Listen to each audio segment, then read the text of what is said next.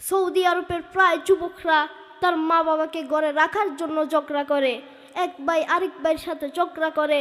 এক ভাই বলে মাকে আমি রাখবো, আরেক ভাই বলে না মাকে আমি রাখবো। সৌদি আরবের যুবকরা মা বাবাকে ঘরে রাখার জন্য ঝগড়া করে, আর আমাদের দেশের যুবকরা মা বাবাকে ঘরে না রাখার জন্য ঝগড়া করে, ঠিক কিনা?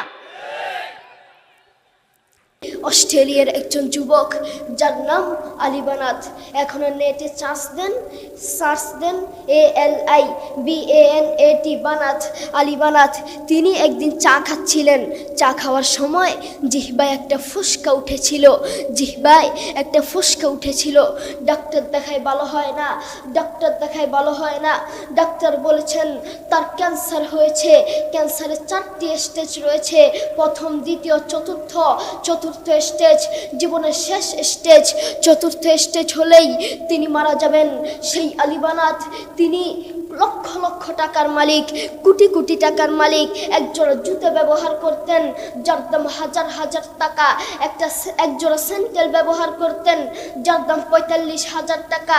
একটা ফেরারি গাড়ি ব্যবহার করতেন যার দাম কোটি কোটি টাকা। সেই আলী বানাত মারা গিয়েছেন। তিনি মারা যাওয়ার আগে মহিলার মতো হাউ মাউ করে কাঁদতে কাঁদতে মারা যাননি। তিনি মারা যাওয়ার আগে কোরআন তেলাওয়াত করতে করতে দুনিয়া থেকে বিদায় হয়েছে। আল্লাহু আকবার। সেই আলী বানাত মারা গিয়েছেন। তেমনিভাবে আমাদেরকেও এই মাটির নিচে যেতে হবে। যুবক, তোমাকেও তো এই মাটির নিচে যেতে হবে।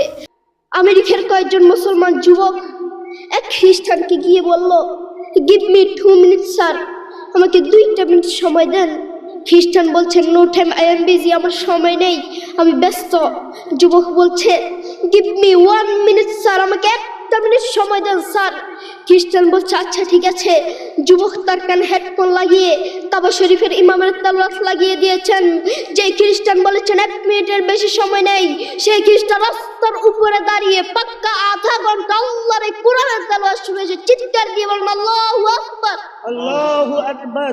সৌদি আরবের এক অন্ধ হাফেজ, তাকে দেখে প্রশ্ন করা হলো, আল্লাহ তোমাকে চোখ দে নাই, তুমি না দেখে আল্লাহর কোরআন মুখস্থ করেছ, তুমি বলো আল্লাহ যদি তোমাকে চোখ দে তুমি সর্বপ্রথম কি দেখবে? অন্ধ হাফেজ বলল, আল্লাহ আমাকে চোখ দে নাই, আল্লাহ আমি চোখে দেখতে পারি না, আমাকে চোখে দেখার মতো সেই শক্তি আল্লাহ দে নাই। আমাকে যদি আল্লাহ চোখ ফিরিয়ে দে, আমি আল্লাহর কসম করে বলতে পারবো আমি আমার মাকে দেখবো না। আমার কলিজার টুকরো সন্তান আছে, আমি সন্তানকে দেখবো না। আমার ভাই আছে, আমার বন্ধু আছে, আমার প্রিয় মানুষ আছে, আমি তাদেরকে দেখবো না। আমি দেখবো যেই কোরআন আমি না দেখে মুখস্থ করেছি সেই কোরআন দেখবো, সেই কোরআনের আয়াতগুলো কত সুন্দর, তার দিকে তাকাবো। আল্লাহু আকবার। একটা বিড়াল তার মালিক চিনে, একটা কুকুর তার মালিককে চিনে। তার বাস্তবতা দেখুন। আমার বাবা আমাদের মাদ্রাসায় ছাত্রদেরকে আনন্দ দেওয়ার জন্য একটি বিড়াল দেখেছে। তো সেই বিড়ালটাকে যখন আপনি গিয়ে আদর করবেন, সেই বিড়ালটার মাথায় যখন আপনি হাত বুলিয়ে দিবেন, তখন সেই বিড়ালটা আপনার কাঁধে উঠে যাবে, আপনার দিকে তাকিয়ে থাকবে, আপনার হাতে উঠে যাবে। আমিও মাঝে মধ্যে গিয়ে সেই বিড়ালটাকে আদর করি, তখন দেখি সেই বিড়ালটা আমার কাঁধে উঠে যায়, আমার দিকে তাকিয়ে থাকে। আমি ভাবতে থাকি একটা বিড়াল তার রব চিনে, একটা কুকুর তার মালিক চিনে। আমি ভাবতে থাকি একটা কুকুর তার মালিক চিনে, আর তুমি মানুষ হয়ে এখনও চিনতে পারো নাই তোমার রবকে।